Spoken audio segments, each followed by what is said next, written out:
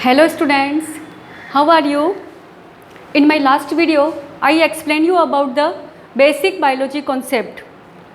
जब आप 11th में साइंस बायोलॉजी लेते हैं तो उसके बेसिक कॉन्सेप्ट कौन से होते हैं उसके बारे में मैंने आपको एक्सप्लेन किया था। और मेरे सेकंड वीडियो में मैंने आपको फर्स्ट चैप्टर स्टार्ट किया था द लिविंग वर्ल्ड, जिसके बारे में बताया था कि व्हाट इज़ लिविंग। लिविंग क्या थिंग है जिसका भी लाइफ प्रोसेस सेल से स्टार्ट होता है, जो मूवमेंट कर सकती है, खाना खा सकती है, अपनी सिंपल लैंग्वेज में सो सकती है, घूम फिर सकती है, हाँ, वो सभी लिविंग थिंग्स है। बट साइंटिफिकली इसके कुछ कैरेक्टरिस्टिक्स होते हैं जो शो करते हैं कि दोज आर लिविंग।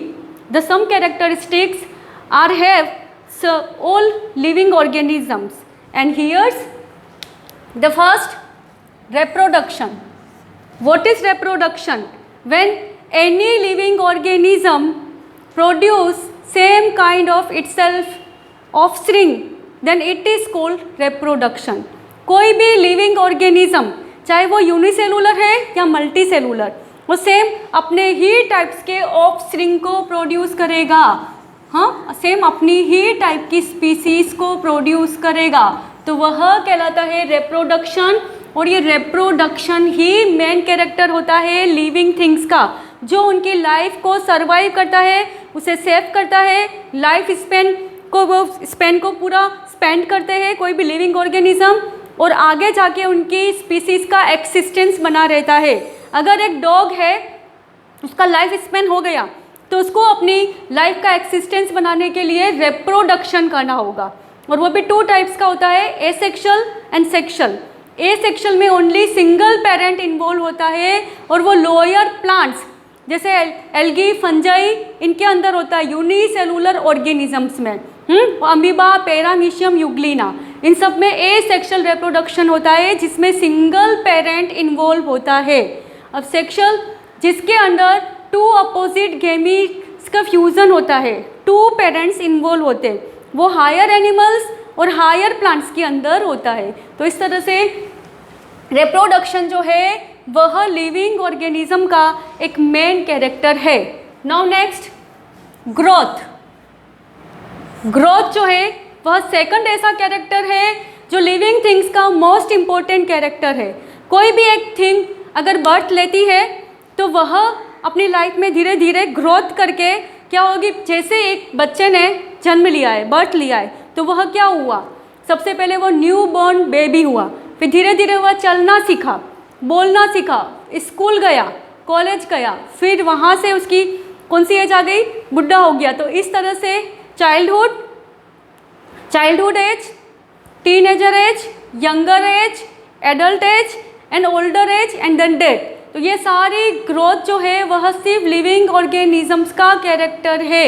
एक प्लांट को भी अगर ग्रो करते हैं उसका सीड, तो वहाँ से पहले उसकी सीडलिंग के अंदर रूट निकलेगी, फिर स्टेम निकलेगा, फिर लीव्स निकलेगी, फिर फ्लावर्स होंगे और फ्रूट बनेगा। तो इस तरह से उसके सारे ऑर्गन्स धीरे धीरे डेवलप होंगे, ग्रोथ करेंगे, फिर वो एक वेल डेवलप्ड ट्री के अंदर कन्वर्ट हो जाएगा। तो इस तरह से ग्रोथ जो है ओनली लिविंग ऑर्गेनिज्म का ही कैरेक्टर है।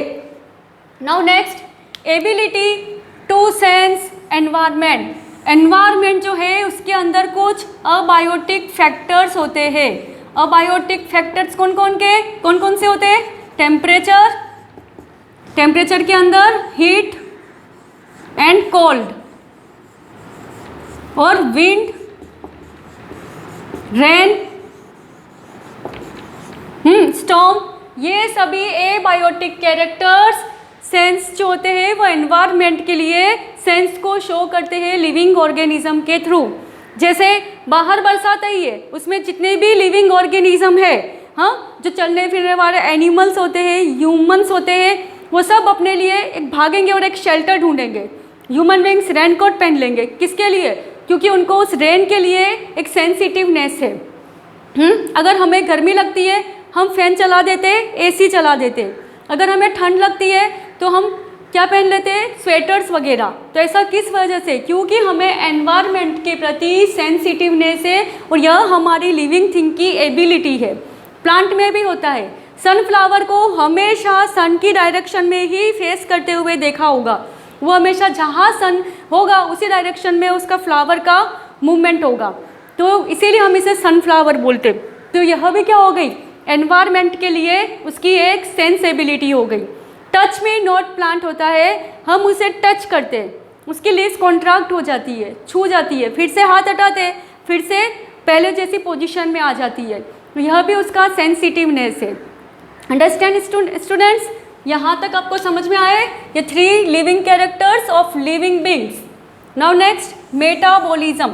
मेटाबॉलिज्म जो होती है वो बायोकेमिकल एक्टिविटीज़ होती है हमारी बॉडी के अंदर। बायोकेमिकल एक्टिविटीज़ जिसके अंदर हम कोई भी फूड खाते एटीपी के रूप में वो स्टोर होता है और एडीपी के रूप में वह रिलीज होता है। तो इस तरह से यह एनर्जी का स्टोर और एनर्जी का रिलीजन ये सब कुछ भी किसके अंदर आता है, मेटाबॉलिज्म एक्टिविटीज़ के अंदर। हम जो भी कॉम्प्लेक्स फूड खाते हैं वह हमारी बॉडी के अंदर जाकर डाइजेस्ट हो जाता है स्मॉल से स्मॉलर और स्मॉलेस्ट पार्टिकल में और ब्लड के रूप में फ्लो होता है। तो उसके अंदर कौन सी एक्टिविटीज़ इन्वॉल्व हुई, मेटाबॉलिज्म। हम ब्रीथिंग लेते हैं, ऑक्सीजन अंदर जाता है, कार्बन डाइऑक्साइड निकलता है, तो वह भी क्या है, सबकी सब मेटाबॉलिज्म एक्टिविटीज़।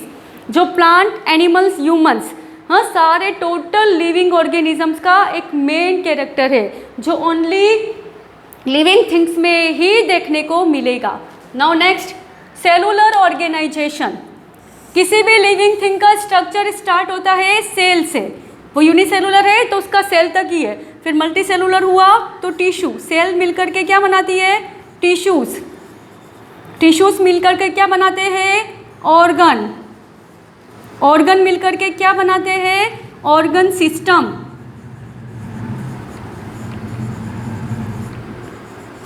और ऑर्गन सिस्टम्स मिलकर के क्या बनाते हैं, एक वेल डेवलप पूरा बॉडी स्ट्रक्चर बनाते हैं। तो इस तरह से ये सारी जो सेलुलर ऑर्गेनाइजेशंस है, अगर कोई यूनिसेलुलर है तो उसका लाइफ प्रोसेस स्टार्ट हुआ ओनली सेल से, मल्टी सेलुलर है या नॉन कोडेड तो टिश्यू से, उसके अंदर फिर ऑर्गन आए, ऑर्गन से ऑर्गन सिस्टम, ऑर्गन सिस्टम से पूरी बॉडी बनी। जैसे एक ह्यूमन का एम्ब्रियो जो है 9 मंथ का फीमेल के अंदर उसका क्या होता है डेवलपमेंट, तो उसमें सबसे पहले सेल बनी जाइगोट, जाइगोट टिश्यू, फिर वहाँ से उसके ऑर्गन बने कि कहीं पे ब्रेन बना, कहीं पे हैंड बना, तो कहीं पर उसका स्टोमक बना, कहीं किडनी, तो वह ऑर्गन बन गए और ऑर्गन सभी मिलके ऑर्गन सिस्टम। किडनी से उसका बन गया एक्सक्रीटरी सिस्टम, स्टोमक से बन गया उसका डाइजेस्टिव सिस्टम, हार्ट से बन गया उसका सर्कुलेटरी सिस्टम।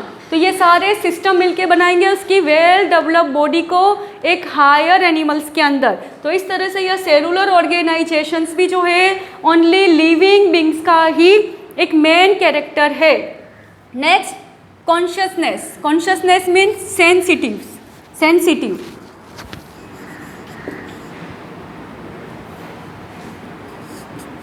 सेंसिटिवनेस मीन्स संवेदना। आपको किसी भी चीज़ के लिए सेंस होता है, आपको कोई एक पिन प्रिक करता है तो आप हैंड पीछे कर देते हो, आपको पेन होता है, ब्लड बाहर आ जाता है, आपको कहीं पे हॉट चीज़ है उससे आपका हैंड टच हो गया तो आप तुरंत हटा लेते हो, वहाँ पे आपकी थोड़ी स्वैलन हो जाती है। तो ये सब क्या है कि जितनी भी लिविंग ऑर्गेनिज्म होते हैं वह बाहर जो भी चीज़ है उसके लिए अगर कोई भी उन्हें इफेक्ट करती है तो उसके लिए उनके अंदर एक सेंसिटिवनेस होती है, उनका एक नर्वस सिस्टम इमीडिएटली उन्हें मैसेज करता है कि हमें यह जो है यह पेन हुआ है, इस चीज़ ने इफ़ेक्ट किया है। तो यह कॉन्शियसनेस जो होती है ओनली लिविंग थिंग्स के अंदर ही होती है। ऐसी चाहे आप एक बाहर डॉग देखेंगे उसको मारेंगे तो क्या करेगा, चिल्लाना रोना शुरू करेगा क्योंकि उसके अंदर यह कॉन्शियसनेस है कि उसको पेन होता है। तो यह ट्रीज़ के अंदर, प्लांट्स के अंदर भी होता है। तो ये सारे कैरेक्टर्स जो थे ये सभी लिविंग बींग्स के कैरेक्टर थे। Understand student. अब नेक्स्ट आप इसके नोट्स बनाएंगे, इसका होमवर्क कंप्लीट करेंगे। Understand students.